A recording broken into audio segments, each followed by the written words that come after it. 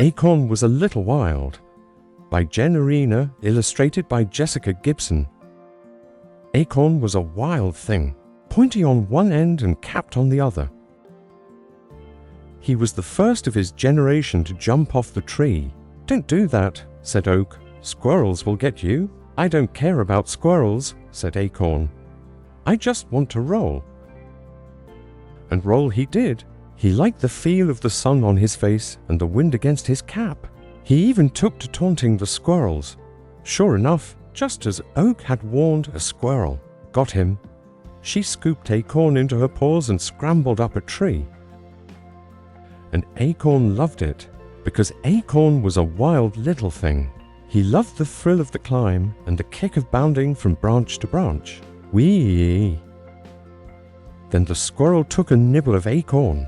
Acorn did not love that. Ho, ho, ho. Wait a minute there, buddy. Before the squirrel could nibble more, a dog and the squirrel barked back and forth until the squirrel forgot all about Acorn and dropped him. And the rush of falling from the tree. It was even better than when Acorn had jumped that first time from Oak. Acorn hit the ground and rolled down the hill again.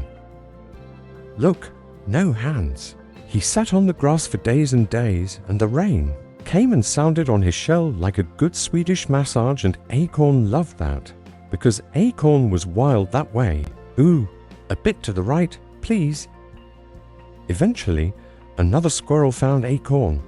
"Let's go, go, go." Acorn cheered. "I want to feel the wind against my cap." But the squirrel didn't carry him up the tree. The squirrel took Acorn and buried him deep in the ground, and that was no fun at all. But after a while, Acorn noticed cool things going on down there. Acorn had a lot of time to think in the dark. He felt as if he was changing. He didn't quite understand, because he'd been the same wild little Acorn for so long. But changing was an adventure, so Acorn was all in. After a while, Acorn found himself stretching and pushing hard. Then he felt the sun for the first time in ages. Acorn had grown out of his cap and popped right up through the ground, and it was so cool. He liked it so much, he put down a few more roots and kept growing day after day, week after week, month after month, year after year. Acorn hadn't lost his wild side. Sometimes he shook his leaves after a summer storm, and Rumble laughed when the squirrels got all wet. And if a fox peed on his trunk, he dropped a stick on its noggin. He never told another acorn, "Don't do that."